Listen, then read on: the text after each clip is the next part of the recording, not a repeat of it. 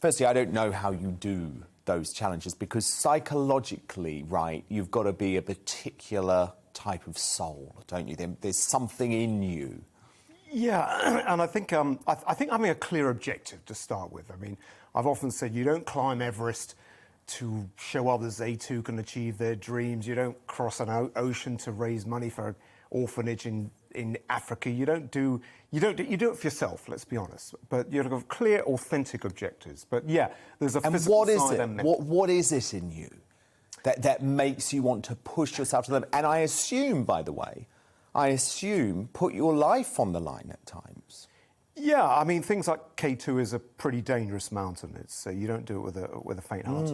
Look, I think that I've often said this when I put it in my last book. You do it for significance. You know, let's not bluff about it. You do it for your own self-worth, self-respect, achieving of excellence, achieving goals. You know, fulfilling as much the life you can. So that's why you do it. And I think the most important thing, why I'm hesitant nowadays, I think it's become so much more about social media recognition, respect, and attention, as opposed to the authentic reasons that I've been doing it since I was 16. So, you know, about, 15 odd years now.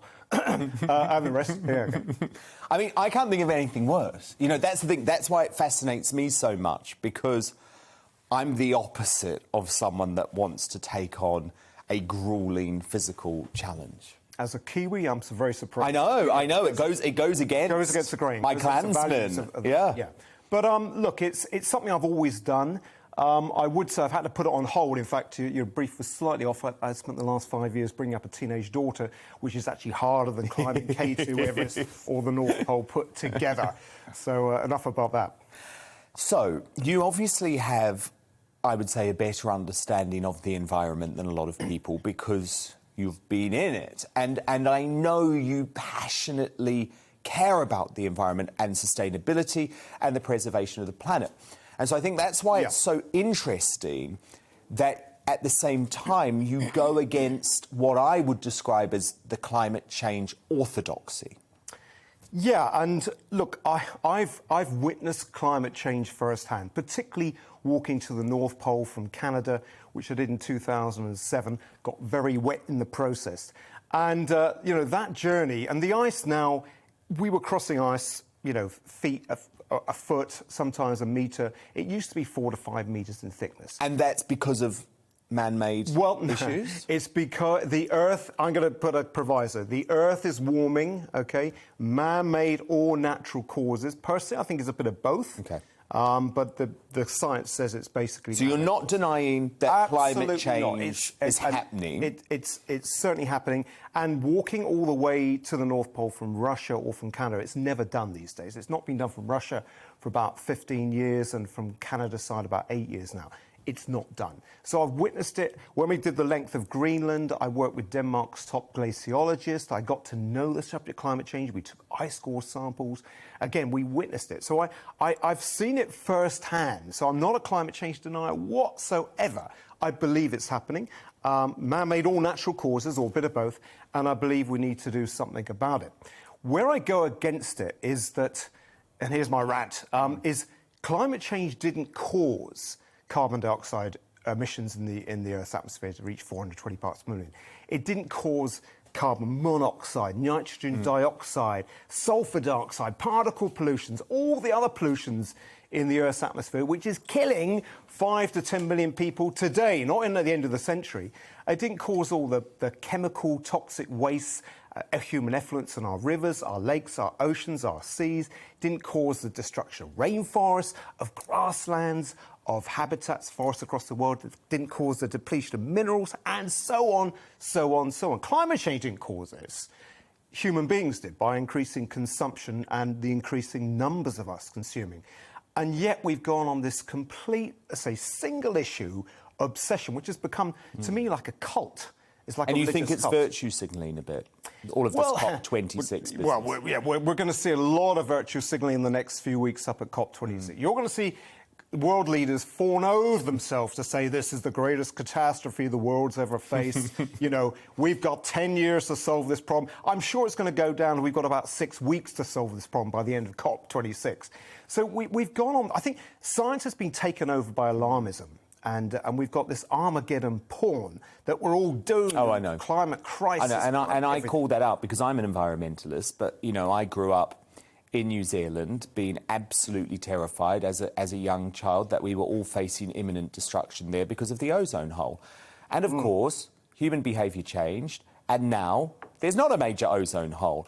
And I think we should focus more on a message of hope and positivity, whereas I see from the Thunbergs of the world, the Extinction Rebellions of the world, the Insulate Britain people of the world, they want to terrify children.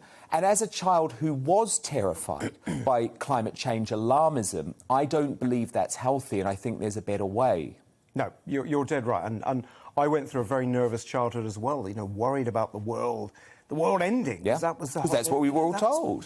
So you're in the 70s, the 80s, the 90s, every decade. You're right, Dan, and I think what we're doing to our kids, I mean, kids are talking... Well, I do a lot of work with schools. And they're saying, you know, the Earth's going to burn and the ice is going to melt and the polar bears are all going to be destroyed. You know, let's be a bit positive. And I think on the climate change side of things, I mean, I've been pro-nuclear for so many years. Yeah. Nuclear energy, shale gas, we need to get that going as well. Nuclear, shale gas, carbon capture, technology from painting rooftops white to carbon capture technology. There's lots of things we can do to solve the climate change issue.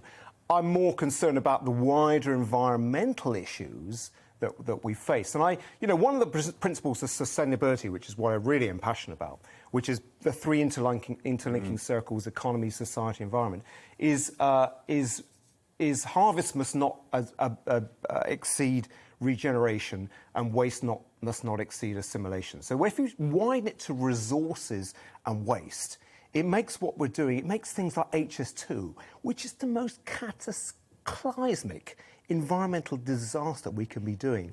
It makes electric cars. Where's all the minerals come for electric cars? Wind turbines. Where's all the resources to make these things?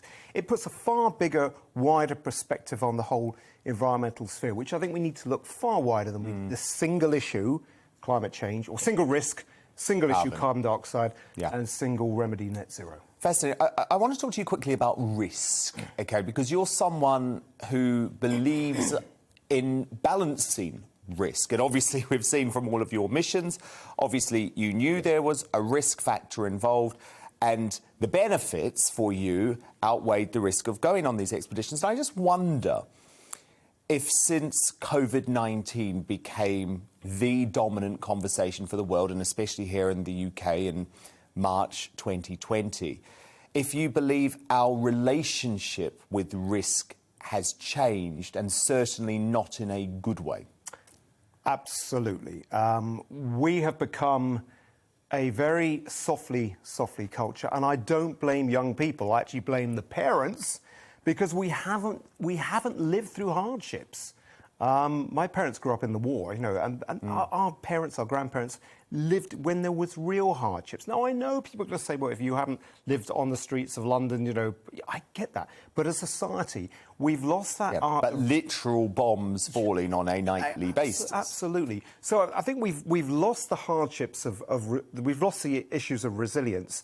And of course, and then risk. I think, you know, when something happens rather untoward, you know, we've gone into panic. And I could add, you know, COVID as much as climate change. There's a great correlation between the two.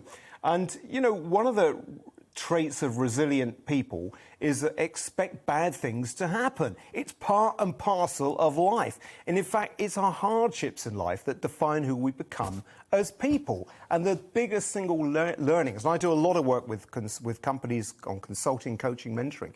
And, you know, you look at, you know, what we're trying to do with this work is giving yourself the mental fitness muscles, like your physical fitness muscles, to deal with life's challenges in a positive, rather than negative mindset. So yes, risk is something I think we've lost relationship to. We've lost relationship to mortality, and we've lost certainly relationship to resilience and resourcefulness. No, I think you're completely right, actually. We've got some great questions coming in from our viewers, Adrian, so I want to get to them now. Clark, let's go to Clark first. This came in via the GB News Twitter account. And Clark asks, during challenging or difficult moments on these journeys, what's your motivation to keep putting one foot in front of the other and to keep going? Yeah, there's a great quote I like. It's pain is temporary. It may last a minute, an hour, a day, a month or a year, but sooner or later it'll pass, but quitting lasts forever. You know it will pass. And it's just a matter of grinning and bearing. I think the military gave us that sense of humour. I remember walking to the North Pole, trying to go to the toilet at minus 60 degrees Celsius. There's no time to read the Sunday papers, put it like that. And it's such a debilitating experience. But you just got to have a sense of humour, and that's what the Army gave us. Lee, this is via GB Views, asks, in 2019, I was in Finland and had to go through only 2 hours of darkness and had to wear masks to sleep. How did you have trouble with this and how did you cope? So that's because of all the light. It's actually quite fascinating because I've been in scenarios where the light's 24 hours light a day. It's actually quite weird going back to darkness because it's a whole, the Arctic particularly, is a whole life that comes alive. Do you feel happier? Yeah, you do. Yeah, you do. I certainly did. I really struggled to come back to the darkness when I came back to the so-called real world. I struggled more to come back to the real world with social media and smartphones and all the rest of that. That was the biggest transition. The biggest. Well, you actually tell me if I'm wrong, but you actually blame the increased mortality rate climbing Everest, right, and the overcrowding issues on social media. Is that right? Well, I think social media has given this, we're feeling this need to show our worthiness, and as I said, subconsciously or consciously, that we look in our need to be recognised for attention, for sympathy, for respect. And I think Everest is just the tip of the iceberg. It's just that in all walks of life, we're having to show what we're worthy of. So I think it is a consequence of social media. I don't speak too highly of it, to be honest. That's why I rarely go on it these days. Good on you. You'll be a lot happier, that's for sure. And look, final question from Elliot, also via Twitter. After all you've done, what do you intend to do for an encore? Well, that's a very tricky question. I mean, Everest has not been climbed blindfolded on one leg. I mean, that's something, but, or New Zealand, the length of New Zealand, how about that? But no, look, I will go back to Himalayas. Look, an ex-Gurkha officer. I speak Nepalese fluently. I'll go back there. But it'll be to be honest, Dan, it'll be to escape from the mayhem and just enjoy the great people in Nepal and set a big goal and a big target. So that's what I'm planning next. Adrian Hayes, with tonight's big question, thank you so much. Welcome to the GB News YouTube channel. You can watch us live 24 hours a day, catch up on your favourite shows and join in the conversation in the comments below. Don't forget to subscribe and you'll never miss any of our exclusive content.